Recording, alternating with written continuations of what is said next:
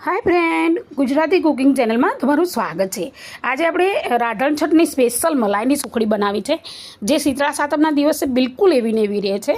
એમાં જરા પણ ડ્રાય નથી થતી અને સ્વાદમાં એકદમ બેસ્ટ બને છે। તો બનાવવાની શરૂઆત કરીએ। ચલો જુઓ તમે કેટલી મસ્ત સુખડી બની છે।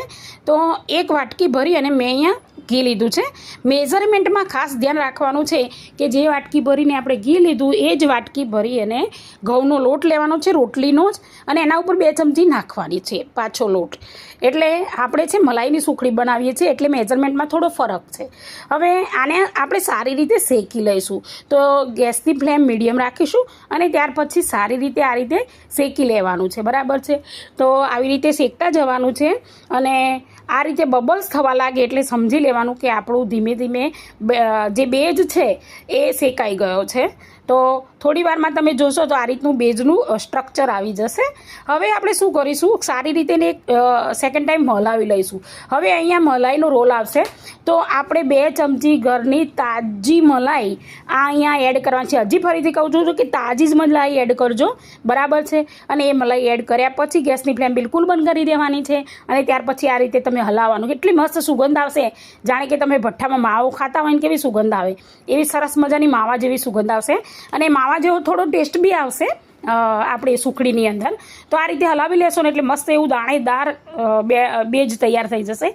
હવે આપણે નીચે ઉતારી લેવાનું છે અને ત્યાર પછી પણ આપણે હલાવીશું। આવી રીતે બબલ્સ નીકળવાના બંધ થઈ જાય એટલે આપણે જે વાટકી ભરીને લોટ લીધો હતો એ જ વાટકી ભરીને આપણે ગોળ લેવાનો છે। મેઝરમેન્ટમાં ખાસ ધ્યાન રાખવાનું, બરાબર છે। હવે આને આપણે હલાવવાની છે। તો અહીંયા નીચે ને નીચે આપણી તાપ ઉપર એમ કે મતલબ ગેસ ઉપર મૂકવાની નથી।